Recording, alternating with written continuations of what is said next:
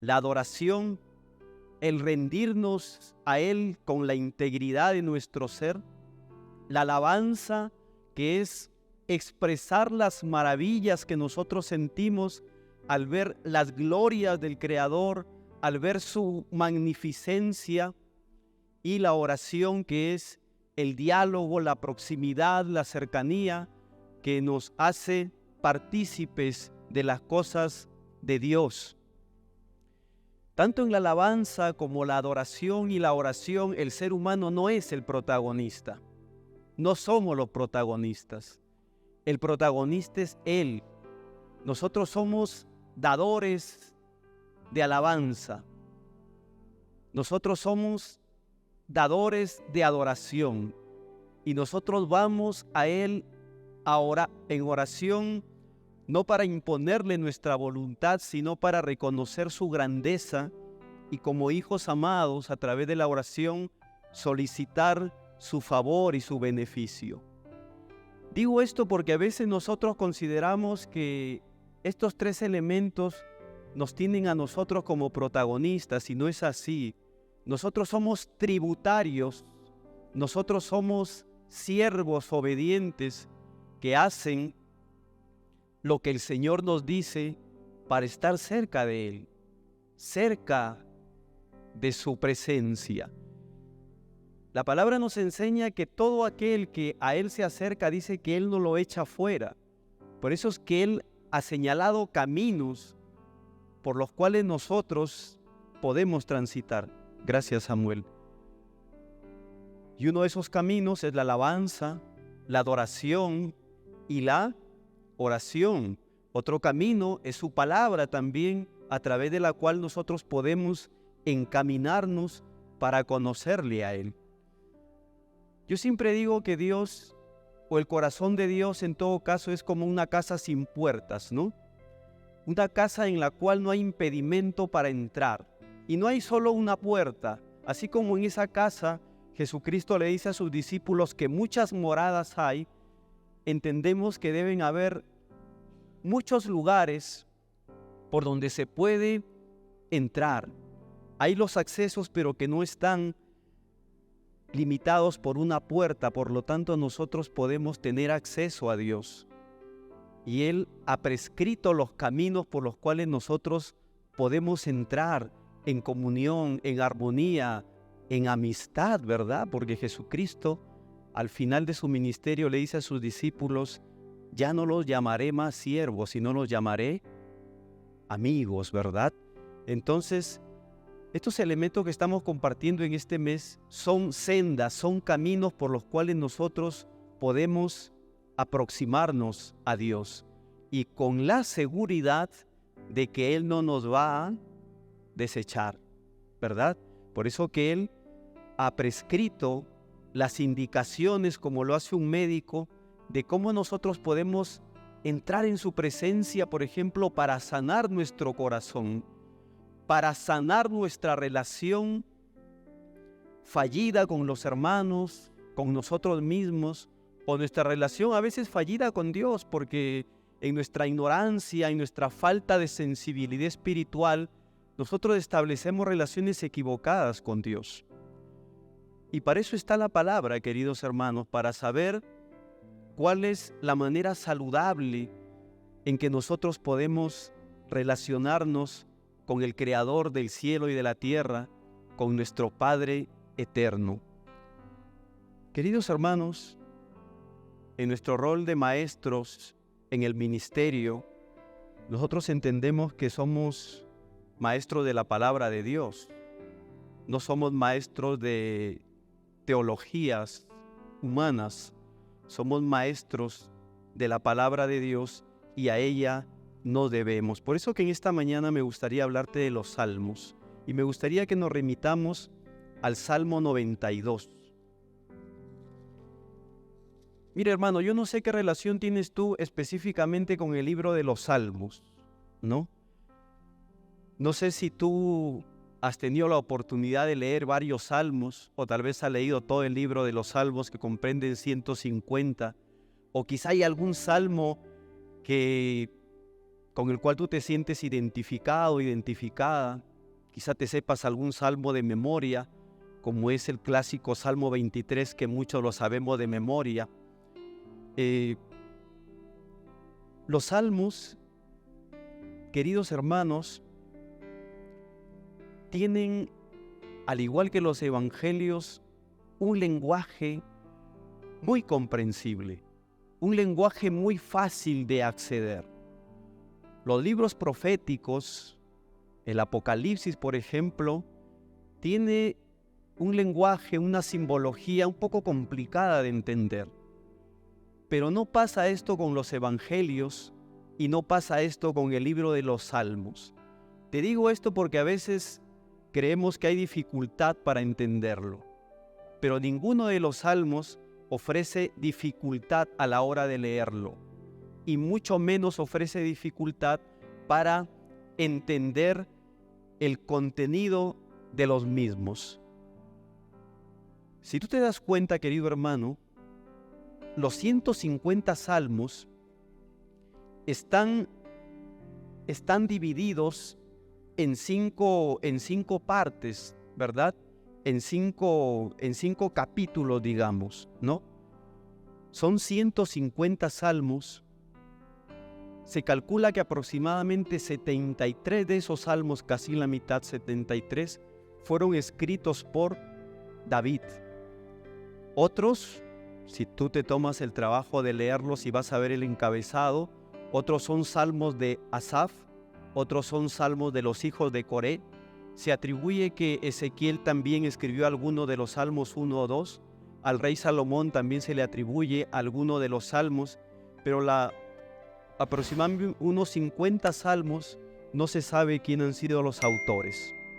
¿Y por qué no se sabe quién han sido los autores? Porque los salmos en el Antiguo Testamento eran oraciones, cánticos, súplicas, poemas que el pueblo de Israel a lo largo de muchísimos años ha ido escribiendo y ha ido recopilando. No todos, pero gran parte de los 150 salmos conforman una suerte de himnario.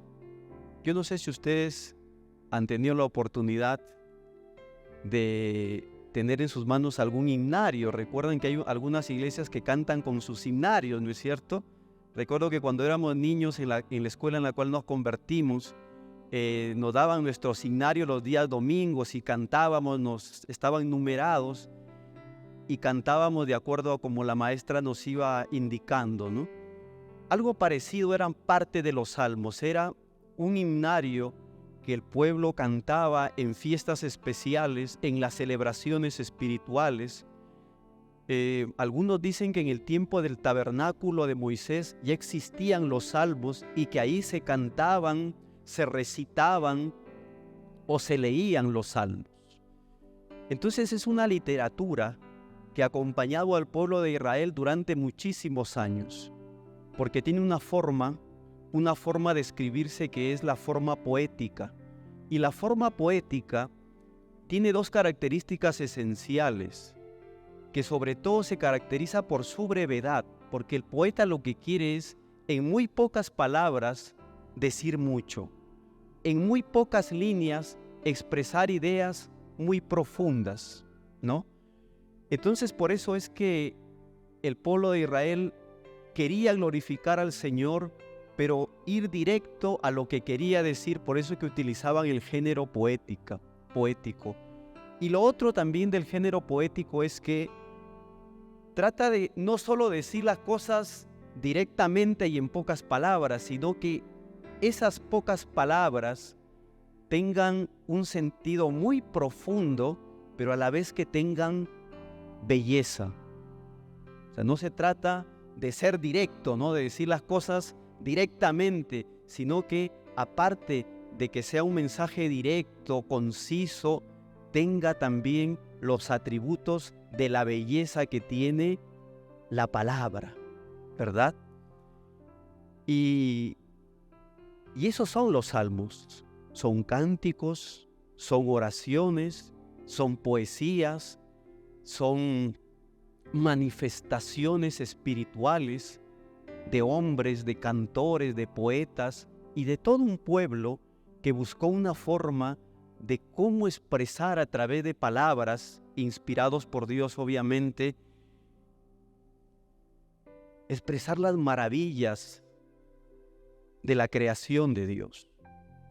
Yo no sé si tú, querido hermano, querida hermana, alguna vez has sentido esa conmoción, eso que pasa en nuestro ser por las cosas creadas por Dios. Mira, yo tenía 5 años, hace muchísimos años atrás ya, y por primera vez vi el mar. 5 años, y por primera vez pude ver el mar. Tú llegas ahí y ves una masa de agua inmensa que te causa asombro, pero te causa a la vez temor, pero te causa regocijo, porque a pesar de ver que es algo tan inmenso, inabarcable, tú te puedes entrar por lo menos a las orillas y disfrutar del frescor de sus aguas. Pero a mí lo que más me conmocionó, hermanos, no fue ver el mar a las 10 de la mañana, sino ver el ocaso a las 5 de la tarde. Ese recuerdo es uno de los recuerdos que yo lo tengo grabado en mi mente, porque ver ese sol resplandeciente que durante todo el día nos había calentado allí mientras nos bañábamos en la playa, ver que ese sol tan imponente empieza a morir y empieza como a esconderse detrás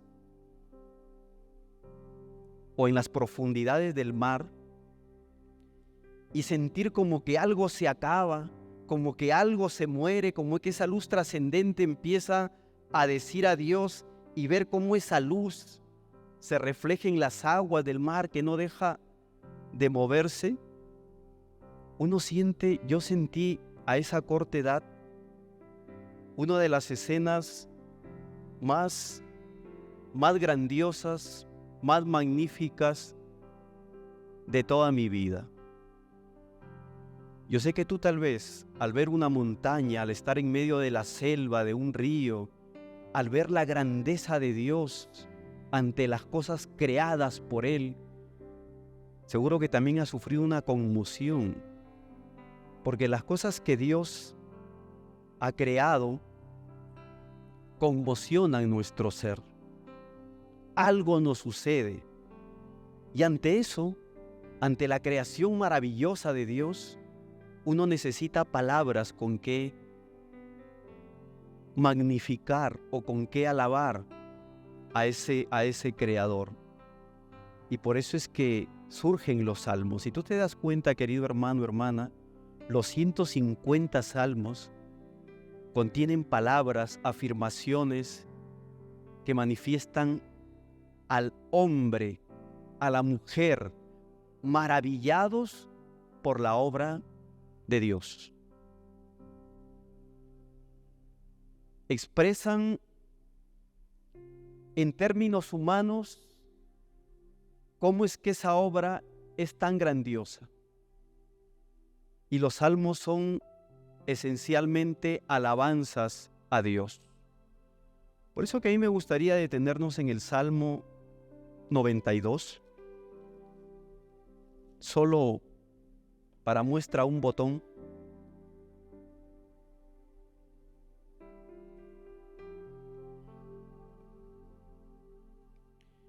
En el Salmo 92, nosotros encontramos precisamente que es un salmo de alabanza. Vale decir también que no todos los salmos son de alegría. Hay salmos de bastante tristeza. Hay salmos de absoluta congoja. Hay salmos de desesperación.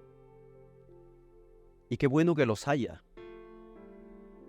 Porque muchos de nosotros, en los momentos difíciles de la vida, en el transitar cotidiano, hemos encontrado en estos salmos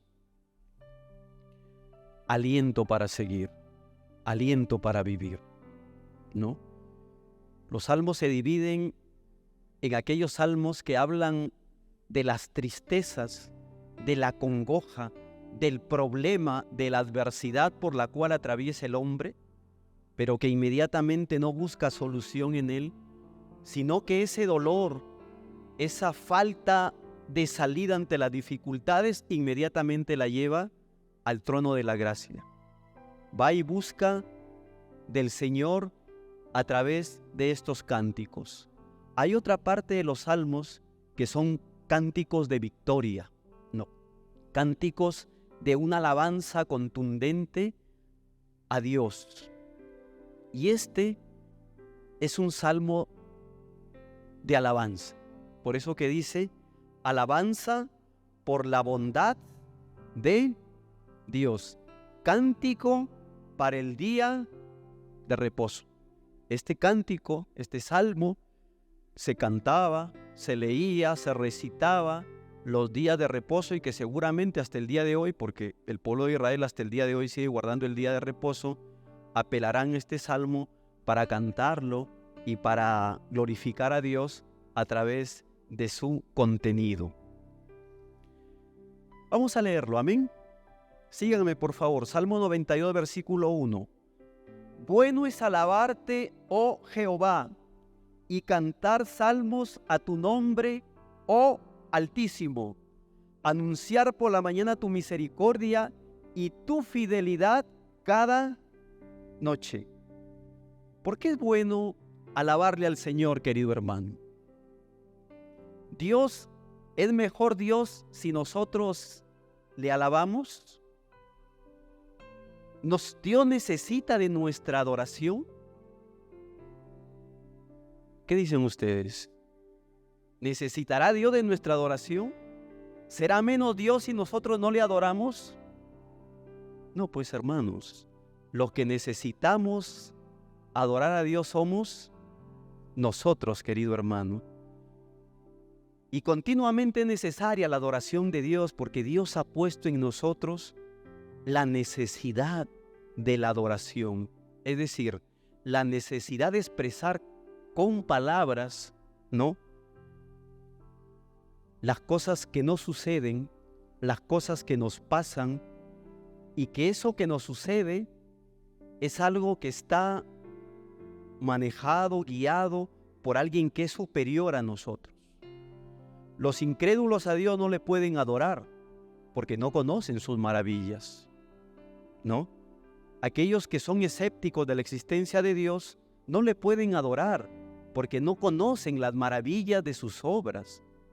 Aquellos que hemos venido a un lugar como este, cansados, cargados, abrumados, y hemos sentido la presencia de Dios, hemos reconocido que estábamos perdidos y que en Él somos hallados, que íbamos para muerte a causa de nuestro pecado, pero que Él nos da la salvación y la vida eterna, que nos hemos quebrantado y hemos llorado al ver nuestra naturaleza caída, sin la posibilidad de salir de allí, pero que Él, que nos amó primero, nos tomó del lugar de la desgracia y nos puso en su gracia.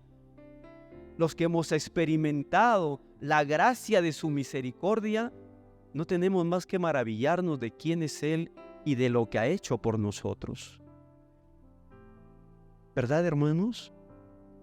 Los que hemos derramado nuestro ser aquí en este lugar con lágrimas y hemos sentido el abrazo del Padre profundo, certero, verdadero y amoroso, podemos hablar de sus maravillas porque hemos sentido el calor de su presencia cuando estábamos absolutamente muertos en delitos y pecados. Y le podemos alabar y podemos testificar de Él y podemos cantar de sus misericordias. Y tenemos necesidad de adorarle. Tenemos necesidad de alabarle porque Él nos hizo así. Pero si nosotros, querido hermano, hermana, no fijamos nuestra mente, nuestro corazón en el lugar correcto de la adoración, terminamos adorando lo incorrecto. Terminamos adorando a Satanás, a los Baales, a la Pachamama, al sol, al jaguar, a las deidades del Partenón griego o a nosotros mismos, como es el culto de nuestro tiempo, ¿verdad? La idolatría de nuestro tiempo, ¿cuál es? Tú te has puesto a pensar, hermano, tú te has puesto a pensar, ¿por qué en este celular hay una cámara fotográfica y que podemos tomarnos fotos y subirlas a las redes sociales? ¿Tú te has puesto a pensar por qué es eso? ¿Y usted ha puesto a pensar por qué es tan popular el selfie? ¿Por qué? Lo que hacen estos aparatos, para introducirle algo aquí, hacen estudios profundos de cuál es la conducta humana. Después de la Segunda Guerra Mundial se viene estudiando cuál es la conducta de los seres humanos, cómo se comportan. Y hay un área de la psicología que se llama la psicología de masas. Todo lo que hay aquí está pensado porque ha habido estudios muy profundos de cómo somos los seres humanos, qué cosas nos interesan. Inmediatamente salió una aplicación nueva, dices tú, ¿no? Sí, pues. Pero esos señores ya saben a dónde van, saben qué resultado van a obtener con esas aplicaciones, ya saben a dónde van las redes sociales que nos ponen aquí en estos aparatitos. Y si tú te das cuenta, hermano, la autofotografía, ¿no? El selfie, ¿qué es? ¿Qué es? Yo quiero ser alguien, pues. Yo quiero que me vean. Todo el mundo está en las redes sociales, ¿no? Todo el mundo está en la... Mira, gran parte de los artistas de Hollywood, cuando ya están en la declinación de su carrera, se vuelven alcohólicos, drogadictos, se pierden y terminan accidentados, muertos o se suicidan. Porque esas personas han vivido de su fama, del aplauso de la gente, de los grandes contratos, de los que decían los otros. Pero cuando eso se les sustrae, se les resta, sienten esos profundos vacíos humanos. Y hoy, querido hermano, hay cantidad de gente que tiene sus canales, que quiere decir algo, que quiere ser escuchado, que está levantando la mano aquí. Porque hay un elemento ahí, queridos hermanos. La idolatría del tiempo moderno es el hombre mismo. ¿Sí o no? Los seres humanos. Por eso que hay personas que cuanto más fotografías ponen, cuanto más like le dan a su canal, se sienten más realizados, se sienten más justificados, se sienten más vistos. Su amor propio se eleva. ¿Por qué? Porque estos señores ya sabían que la conducta humana iba en ese sentido. Por lo tanto, han puesto algo que nosotros en nuestro anhelo lo íbamos a utilizar desmesuradamente como se está utilizando ahora. Yo lo puedo decir, hermanos, con toda autoridad, que el 90% de las cosas que circulan en la red de internet son basura.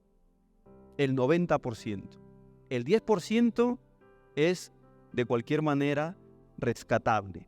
Porque ¿qué es lo que tenemos ahí? ¿Qué es lo que tenemos ahí? Bueno, lo que está en el celular lo saben, ¿no es cierto?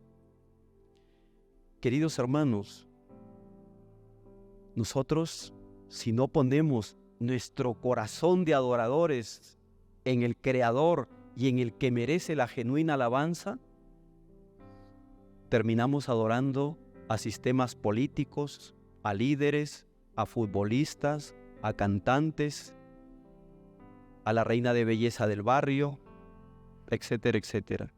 Ponemos nuestro corazón en cosas que no son dignas de adoración, ¿verdad? ¿Cuántas veces nosotros hemos creído correcto idolatrar a personas? ¿No? Cuando yo estaba en cuarto de secundaria, nos enseñaron en el curso de artes plásticas a hacer serigrafía.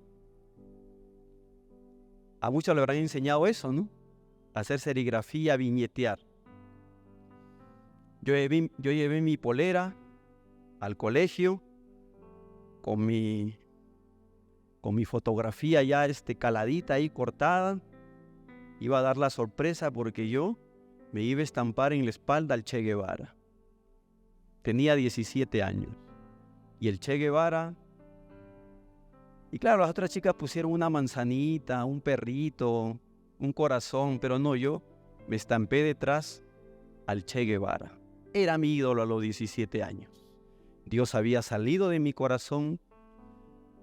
Yo ya estaba en otra manera de pensar, pero ese era mi ídolo. Y sus ideas y su vida era admirable para mí. Hoy estamos en la orilla opuesta. Hoy entendemos que Dios ha vuelto al lugar correcto en nuestro corazón y que Jesucristo es el único que merece nuestra admiración, nuestro amor y nuestra alabanza. Dios no necesita de nuestras alabanzas, querido hermano. Dios no necesita de nuestra adoración, pero nuestro corazón, para que no se distorsione y ponga eso que es tan precioso en la piedra, en el barro, en el sol o en los hombres, necesitamos nosotros para nuestra salud espiritual poner nuestro corazón de adorador en el lugar correcto. Y el lugar correcto es, como dice aquí, alabando a Jehová, al que verdaderamente se lo merece, al que por misericordia estableció el plan de que su Hijo debía de morir para que nosotros recibamos la vida y la vida eterna. Hermanos, versículo 2, anunciar por la mañana tu misericordia. O sea, cuando uno empieza el día, Señor, en ti confío. Todo lo que voy a hacer hoy día, te lo entrego a ti, porque yo sé que tú eres bueno. Yo no tengo la posibilidad de saber qué va a ser de mí en este día, pero yo sé que por tu amor y tu misericordia, tú vas a hacer un mejor día de esto. Y hermano, ¿y cuántas veces nosotros empezamos el día orando y pidiendo algo al Señor y en la noche cometemos la omisión de no agradecer por lo que Él ha hecho durante todo el día? ¿Te ha pasado o no? Muchos empezamos el día orando, ¿no es cierto? Pero no cerramos la noche agradeciendo, ¿no? Y aquí algo dice, mira, y tu fidelidad es decir, que lo que yo te pedí en la mañana, tú lo has cumplido. Tú me has respaldado, tú me has cuidado. Y si hoy me puedo ir placenteramente a dormir, es porque tu fidelidad me ha guardado durante todo el día. 3.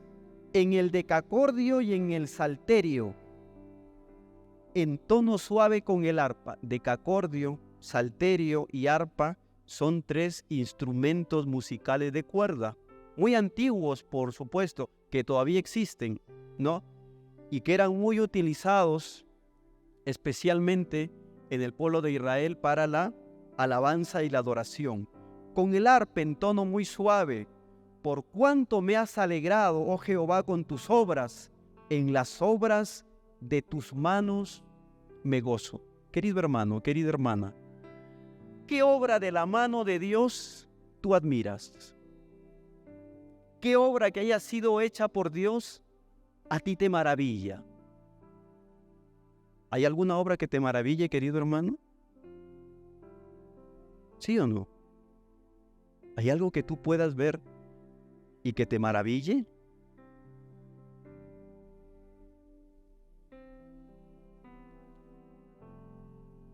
Una obra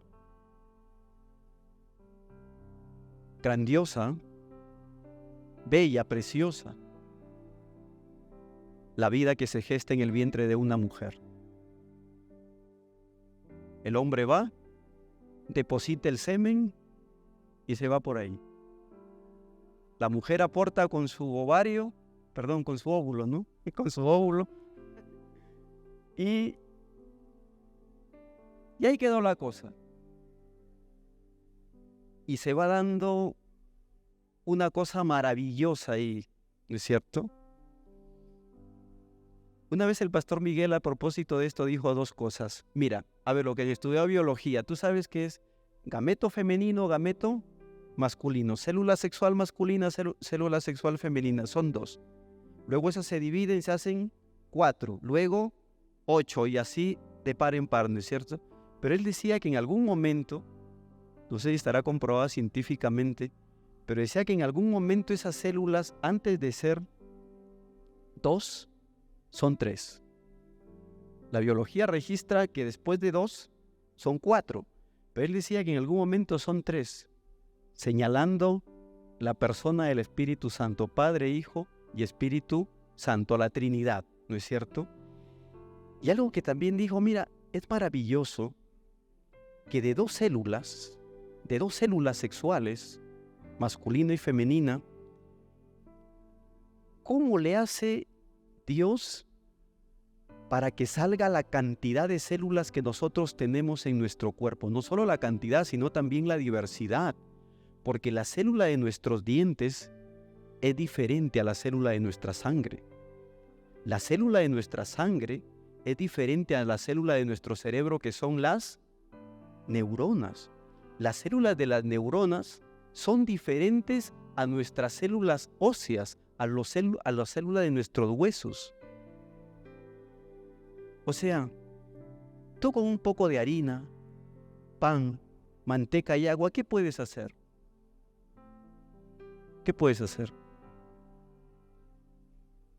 ¿Puedes hacer un cabrito? ¿Un estofado? ¿Un ají de fideo? ¿Puedes hacer? No, no es cierto, no se puede. No se puede. Tú con un poco de hierros, metales, puedes construir comida difícil, ¿no es cierto? Pero ¿cómo le hace Dios para dos elementos hacer una gran diversidad de células? El cuerpo humano, queridos hermanos, es una maravilla, es un milagro. ¿Amén? ¿Verdad, Marcelo? Tú que eres médico, el cuerpo humano es una maravilla, ¿no? Cuando una infección ataca, inmediatamente el cuerpo se defiende, ¿no es cierto? Este aparato que está aquí es una extensión ¿de dónde? ¿De qué? ¿De nuestro? ¿Sí o no?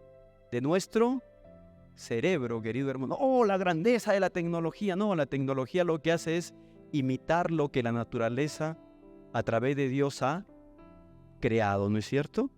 Ha creado. Todas las cosas que el hombre crea, entre comillas, crea, son producto de los estudios que él ha hecho de los organismos que la naturaleza le ofrece. La computadora, extensión de nuestro cerebro.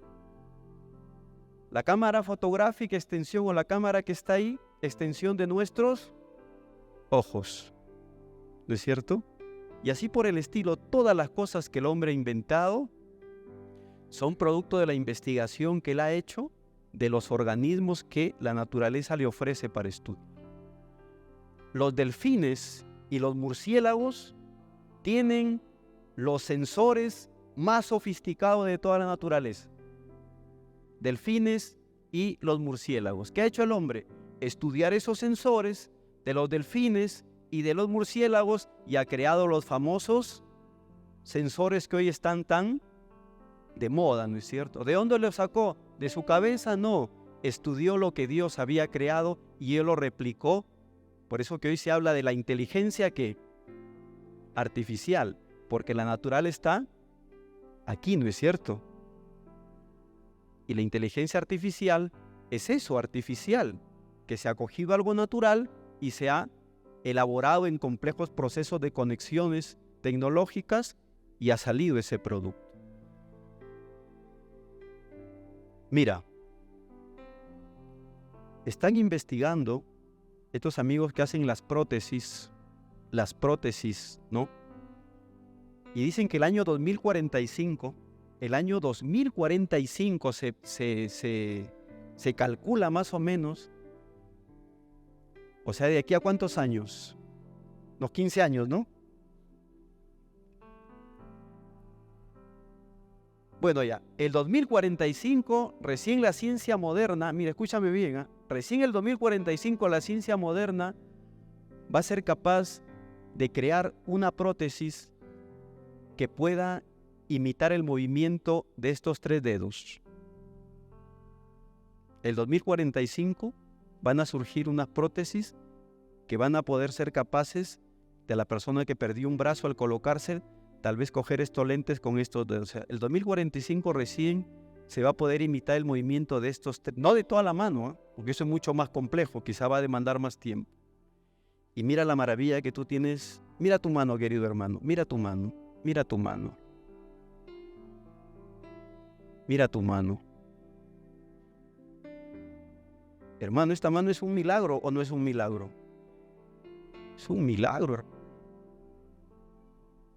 ¿Sí o no? Esta mano es un milagro, querido hermano, porque no solo puede coger, sino que a través de esta mano podemos transmitir amor. ¿Sí o no? A través de esta mano podemos obrar misericordia y a través de esta mano podemos hacer cosas que imiten las gloriosas cosas que Dios ha hecho. ¿Me estás entendiendo, hermano? Gloria a Dios, hermano. Ese es el término. Gloria a Dios. Seguimos, querido hermano. Y me gozo en las obras de tu mano. Y me gozo en las obras de tu mano. ¿Cuántos padres aquí presentes nos hemos sentido maravillados? Aquí está Diego, aquí está mi hijo. ¿Quién conoce a mi hijo Diego? Ahí está. Una tarea para los papás y las mamás. ¿Qué sentiste tú la primera vez que viste a tu hijo, a tu primer hijo o a tu primera hija? Así recién nacido. Yo sentí algo, hermanos, pero para contarle algo eso, tienen que pagar, pues, porque eso cuesta. No lo voy a contar aquí, pero hermano, algo hemos sentido, ¿no es cierto? ¿O no, Andrea? ¿Qué sentiste tú cuando nuestro hermano Luis Daniel lo viste por primera vez? Un gordito por ahí. ¿Qué sentiste tú? ¿Algo, no es cierto? ¿Tú, Gonzalo? ¿Sí o no? ¿Tú, Alex? Hermano, muy bien. El pastor Alex se puso a llorar. ¿De qué? ¿De tristeza o de emoción? Hermano, ante el milagro de la vida ningún padre es indiferente, ¿no es cierto? Cuando uno ve el milagro de la vida que proviene de tu propia naturaleza humana, te conmueves, pues, hermano. ¿Por qué? Porque es la obra que brota de las manos de Dios, querido hermano. Amén. Cuán grandes son tus obras, versículo 5. Oh Jehová, muy profundos son tus pensamientos. El hombre necio no sabe y el insensato no entiende esto. Cuando brotan los impíos como hierba y florecen todos los que hacen iniquidad, es decir, cuando hacen mal, ¿para qué es? Es para destruirlos eternamente. Por eso que muchas veces nosotros, oye, ¿por qué esos que hacen el mal están mejor que yo? ¿Por qué ese que es así tiene más plata que yo y le va mejor? ¿Por qué ese tiene mejores comodidades que es un vil y yo que soy buena gente no puedo acceder a eso? ¿Por qué sucede eso? Aquí te está dando la respuesta. Cuando la maldad crece es para que Dios la destruya, querido hermano. Es para ser destruidos eterna. Mira las conclusiones que llega el salmista aquí. Esta es una gran enseñanza para nosotros. Cuando el mal crece, es para que Dios lo identifique y lo destruya. Versículo 8. Mas tú, Jehová, para siempre eres altísimo. Y si te fijas en mi Biblia, no sé si en la tuya está con A mayúscula, ¿no? O sea que es algo glorioso. Versículo 9. Porque he aquí tus enemigos, oh Jehová. Porque he aquí perecerán tus enemigos. Serán esparcidos todos los que hacen maldad. Aquí está hablando de la justicia de Dios. Aquí está hablando, queridos hermanos, de que Dios hará justicia contra toda impiedad. Versículo 10. Pero tú aumentarás mis fuerzas como las del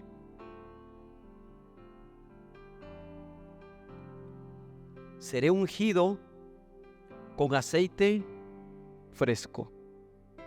Aquí, hermanos, hay dos cosas importantes. que nosotros tenemos nuestras fuerzas limitadas, ¿verdad? A menos cuando uno ya va envejeciendo, ya siente que las fuerzas le hacen falta, ¿no es cierto? Pero dice que Él va a renovar las fuerzas. Y luego, vamos a leerlo más adelante, en el versículo 12, aquí a todos los que ya pasamos la década de los 50, aquí hay una palabra preciosa para nosotros que lo vamos a ver. Dice que Él nos va, o en todo caso el salmista aquí le pide que le renueve sus fuerzas, querido hermano. Todos sabemos que cuando estamos cansados, cuando estamos enfermos, no, con dificultades, perdemos la visión del reino de Dios, ¿no? Cuando estamos aburridos, agotados, cansados, sin resultados óptimos en nuestras gestiones, perdemos el sentido de la fe, nos debilitamos, ¿no? Y es muy peligroso, porque ahí Satanás puede ingresar y en esa situación de debilidad nos apabulla y nos tira al suelo y nos hace papilla. Por eso qué importante, querido hermano, es que anhelemos nosotros que Él renueve nuestras fuerzas, las físicas y las espirituales también, ¿no es cierto? Los padres, las madres que tienen una responsabilidad, un trabajo, criar hijos, ir a la escuela, pagar aquí, necesitamos ser renovados en nuestras fuerzas, ¿verdad? Los que sufrimos los golpes de la vida, pérdidas, traiciones, qué sé yo, dificultades, enfermedades, necesitamos que nuestras fuerzas sean renovadas. Y de esto habla, y no solo habla aquí que las fuerzas naturales van a ser renovadas, sino las espirituales también. Por eso es que dice, seré ungido con aceite fresco. ¿Y la unción para qué era? La unción de reyes, de sacerdotes en el antiguo Israel, era para darles una fortaleza espiritual. Porque el aceite como tal era un simbolismo de que el sacerdote, el rey que iba a gobernar, necesitaba autoridad espiritual, necesitaba la presencia de Dios, y el aceite no es la presencia de Dios, pero sí simbólicamente lo representa. Por eso que aquí cuando dice, renovará mi fuerza como la del búfalo, le está pidiendo fuerzas físicas. ¿Y cuál es la respuesta en el siguiente renglón? Es que Él le va a dar unción, es decir, le va a dar fortaleza espiritual. Y todos sabemos, queridos hermanos, que si tenemos fortaleza y bienestar espiritual, vamos a tener salud, ¿no es cierto? En mi pueblo decían que la risa engorda, y tenía razón, porque dice que la risa, ¿qué hace? Trae salud a nuestros cuerpos, ¿verdad?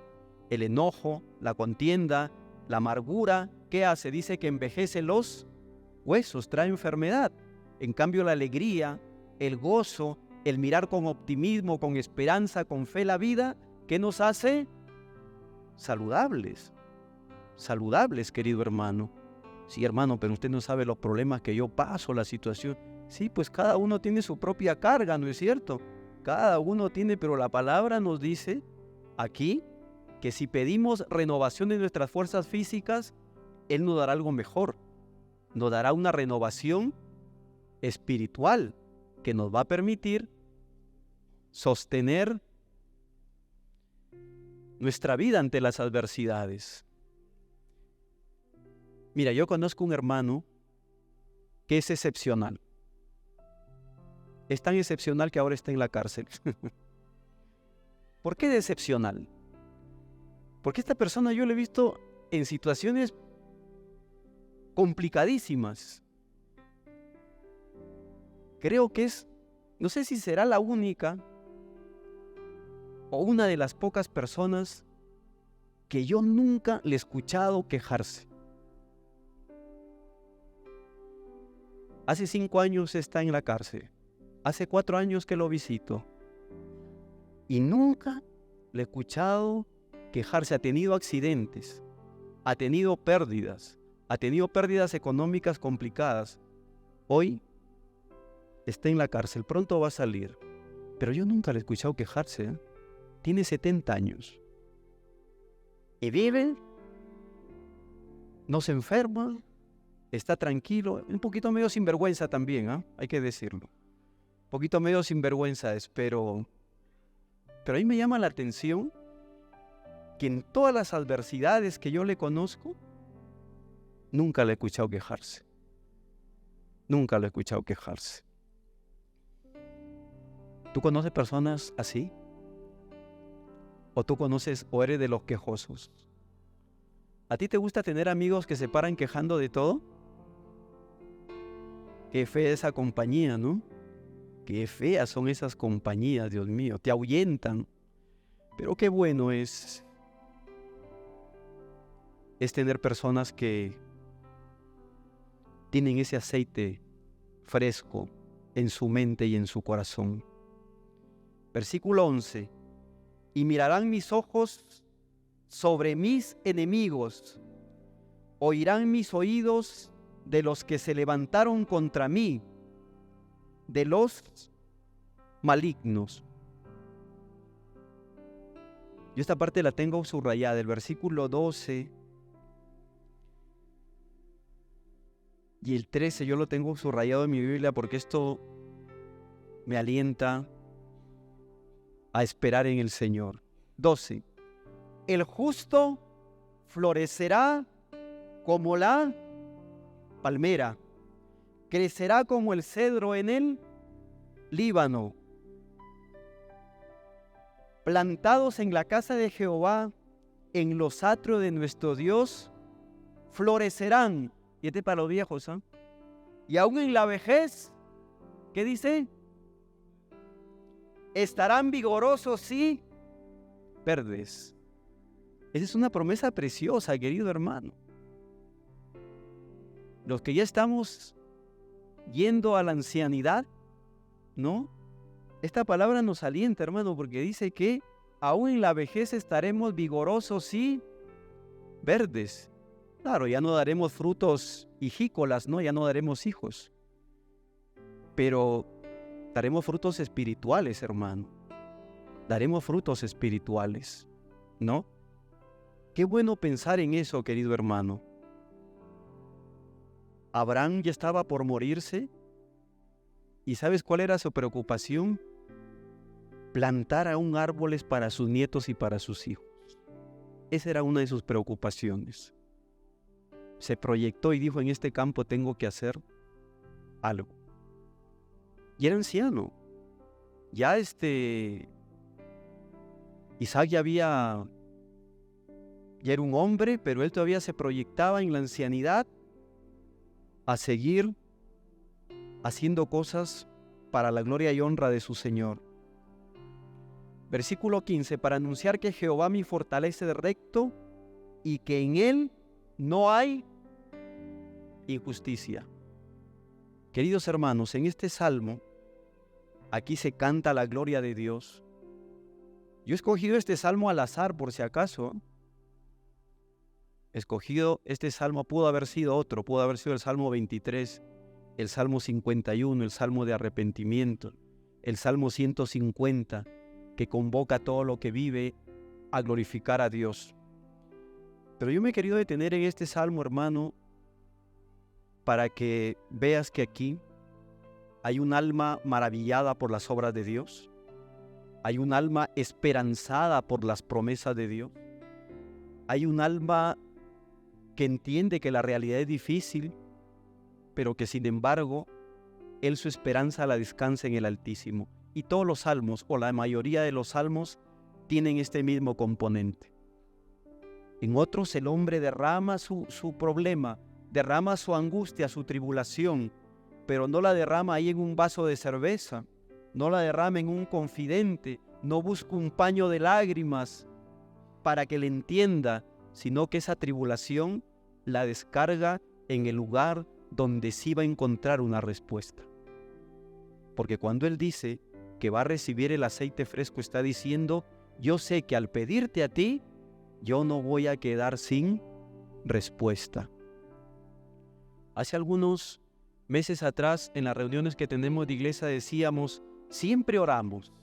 Lo decía nuestra hermana Rocío, siempre oramos. Pero, ¿dónde está el registro de las oraciones que Dios contesta. Recuerda, Rocío, ¿no?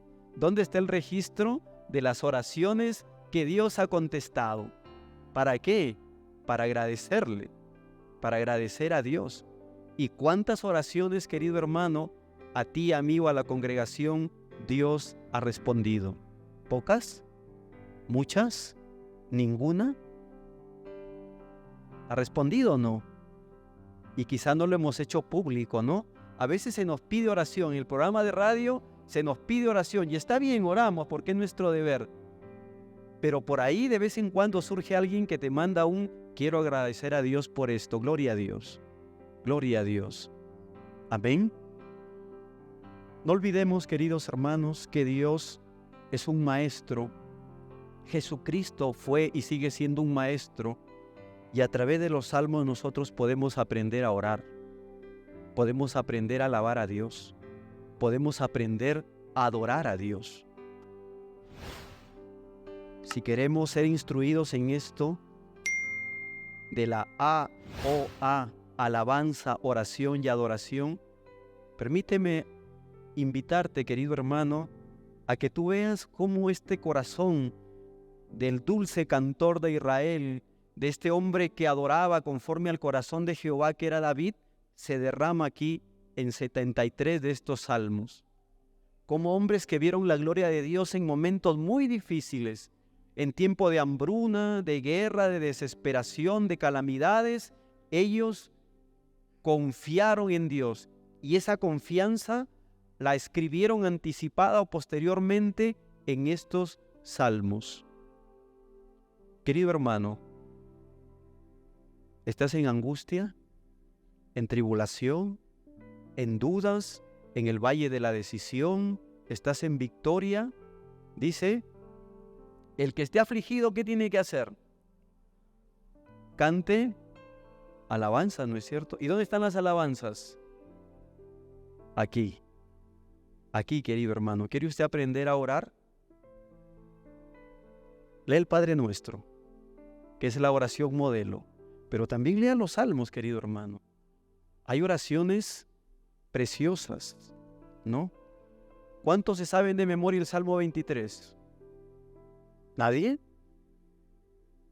¿Tú? ¿Nadie se lo sabe el Salmo 23 de memoria? Aquí el hermano, la hermanita también, ¿no? Jehová es y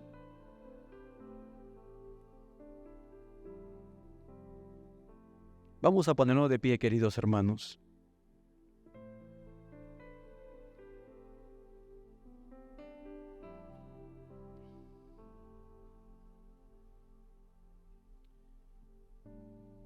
Queridos hermanos, querida familia de la fe, moldeemos nuestro corazón, nuestra mente, nuestro servicio a Dios conforme a lo que Él enseña y conforme a lo que Él demanda. Una vez más yo insisto en que la palabra de Dios no falla, que es suficiente, que no contiene errores y que es lo que tú y yo necesitamos para comprender a un Dios tan grandioso, poder entendernos a nosotros y tener sabiduría a la hora de vivir. Hermanos, la palabra misma dice que el principio de la sabiduría es el temor a Jehová. Y ahí se gastan páginas y páginas el rey Salomón en Proverbios hablando sobre la sabiduría. Y creo que todos aquí queremos ser sabios, ¿verdad? Vivir con cierta altura, no cometiendo errores, yendo de aquí para allá. Porque nadie quiere ser necio, ¿no? Nadie quiere ser necio. Nadie quiere tomar una decisión y que la cosa le salga mal. Voy a estudiar odontología para que me vaya mal. No decimos eso, ¿no? Voy a declararme esta chica para que me vaya mal y me diga que no y me tire al piso. Por eso voy a hacerlo. Me voy a casar con esta señorita para que me vaya mal. No hacemos eso, ¿no? Queremos que nos vaya bien. Está en nuestra propia naturaleza. A menos pues que seamos autodestructivos, ¿no? Que lamentablemente hay personas que son autodestructivas, ¿no? Porque los que consumen drogas, alcohol en exceso, no es para que les vaya bien, ¿no? Saben que están en algo malo. Lamentablemente hay conducta de ese tipo. Pero todos queremos ser sabios, querido hermano. Todos queremos ver sabiduría, ¿no? Entonces hoy hemos expuesto este salmo con el anhelo de que tú también, querido hermano, hermana, puedas tomar en cuenta el consejo de Dios escrito en los salmos. La sabiduría, el amor, la plenitud de Dios escrito en los salmos. Y espero que en el transcurso de estos días tú puedas volver tus ojos a este libro que va a ser útil para ti, querido hermano, querida hermana. Va a ser nutritivo para tu vida espiritual. No te va a dejar sin fruto. Algo te dirá. Yo aquí en los Salmos tengo 3 fechas. 3 fechas que están escritas en distintos... No lo voy a encontrar ahora.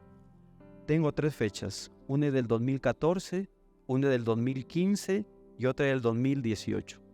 Porque en ese momento, y está con día y con fecha, porque en ese día, cuando yo leí ese salmo, algo sucedió en lo más profundo de mi ser. Y le he puesto ahí un breve comentario y la fecha, porque si tú quieres, en ese día y en esa hora, a través de ese salmo, el Señor habló a mi vida. Y por eso lo he puesto allí. ¿Quieres que el Señor hable a tu vida? Ya sabes lo que vas a hacer, ¿no es cierto?